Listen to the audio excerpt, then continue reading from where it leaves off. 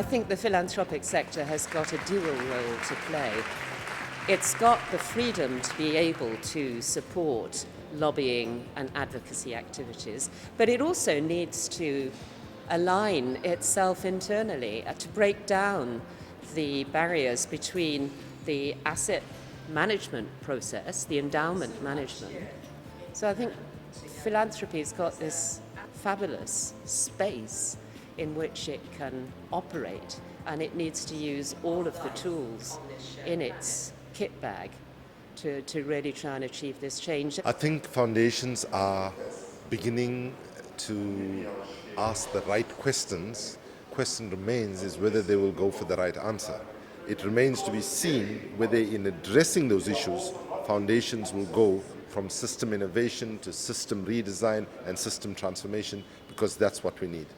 We will not get to where we are, we will not protect future generations, we will not even secure current generations if we think incremental changes and rearranging the deck chairs on the Titanic while it's sinking is going to get us to where we need to be. And I believe that foundations have the ability, have the goodwill and so on. They need to find the courage to rise up to play this role, and foundations have a unique role to play because they have a resource base that can help those that are in the front line of work on the ground in the places that matter most.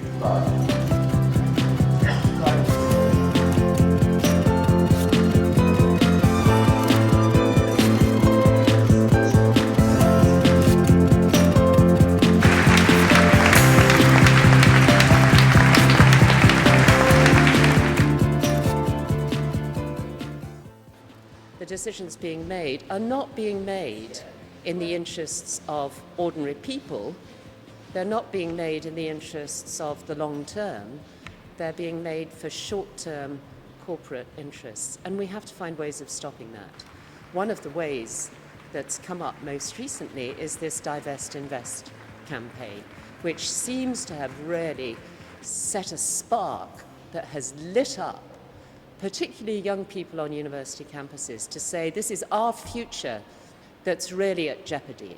Foundations must recognize that their money brings them power and influence, which they have an ethical responsibility of exercising in a very thoughtful, considered, and fair and just way. It's about listening and learning from women farmers in Africa.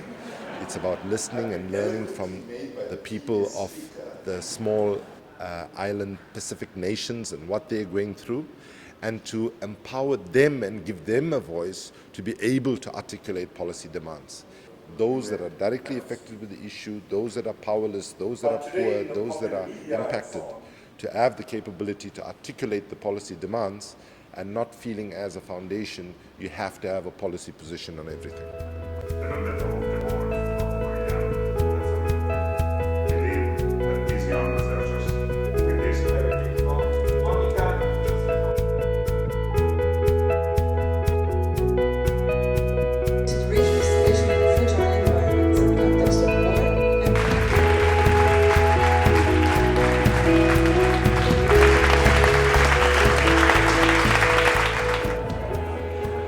In 2015 has to be the moment when you recognize your combined power to send a powerful signal to governments that foundations are doing their bit.